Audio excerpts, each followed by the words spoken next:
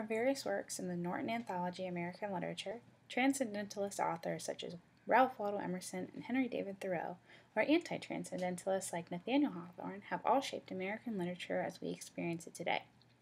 These three men were visionaries who brought new ideas to the time period. As the title American Renaissance, these writers created this new view of life that gave people the opportunity of rebirth to who they wanted to be. Transcendentalism is a philosophical movement that took shape in America and evolved into a literary expression. Those involved believed knowledge could be arrived not through senses but through intuition and contemplation of the internal spirit. The father of this movement was Ralph Waldo Emerson. Although their clutch of America's imagination was short-lived, the long-lasting influence that the Transcendentalists had on American literature cannot be denied. Transcendentalists were strong believers in the power of the individual and divine messages. Their beliefs are closely linked with those of the Romantics. This movement began the American Renaissance. Ralph Waldo Emerson may be the most influential American writer in the 19th century.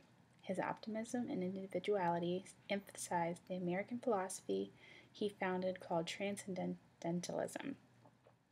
Emerson sought to create all things new, with a philosophy stressing the recognition of God, the presence of ongoing creation, and revelation by God apparent in all things and who exists within everyone.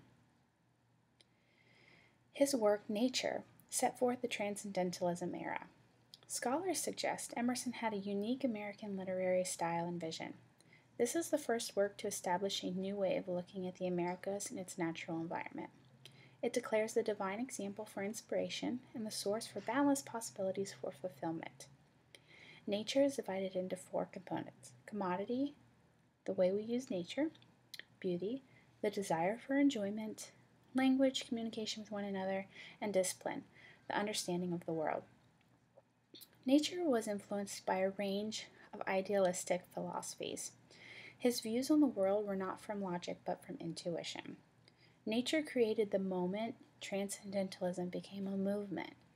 His views on Transcendentalism suggest that God does not have to reveal the truth, but that the truth can be intuitively experienced directly from nature.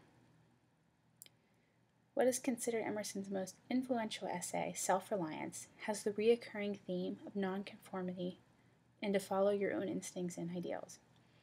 Emerson led the way for many other writers. Without inspirational writings on nonconformity, self-reliance, and anti-institutionalism, Henry David Thoreau may have followed in a different path. Thoreau, who is another transcendentalist, best known for his work titled Walden, is a reflection upon simple living in natural surroundings. His contributions include writings on natural history and philosophy, including sources of our modern-day environmentalism.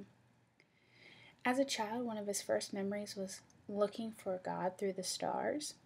One might say he never stopped looking into nature for the ultimate truth. Intuition is a tool used for discovering the truth. Walden was known as his greatest work. By the middle of the 20th century, Thoreau's literary reputation equaled or surpassed Emerson's with Walden. Thoreau explained Walden as an experiment, saying it was a possible way of viewing, representing, and acting in the world. He attempted to provoke his readers to wake up. Civil Disobedience was an essay written for individual resistance to civil government and moral opposition to an unjust state. Nathaniel Hawthorne, an anti-transcendentalist, wrote works on moral allegories with a Puritan's inspiration. His works belong to Romanticism or Dark Romantics. Tales that imply guilt, sin, and evil are the most inherent natural qualities of humanity. His later writings also reflect his negative view of the Transcendentalism movement. Herman Melville believed that America was producing its own Shakespeare and Hawthorne. He intermingled with Transcendentalists, but never felt he quite fit in with their beliefs. To this day, readers continue to praise Hawthorne for his prose style, perceptive renderings of New England history, psychological acuity, and a vivid characterization. He gives readers the opportunity to find themselves through the interpretations of his work. Hawthorne discovered his love for reading from his interest in John Bunyan's allegory Pilgrim's Progress. Two of his most famous works, The Scarlet Letter and Young Goodman Brown. Young Goodman Brown can be characterized as an allegory of evil in humanity and the loss of faith. Hawthorne gives his characters names to depict their beliefs and serve as irony. He uses several different literary devices, such as symbolism, to detail his stories. So, how, do you ask, did culture, politics, and religion shape the American Renaissance? Emerson's writings argued for the creative power and imagination for the individual in rethinking his or her role in society.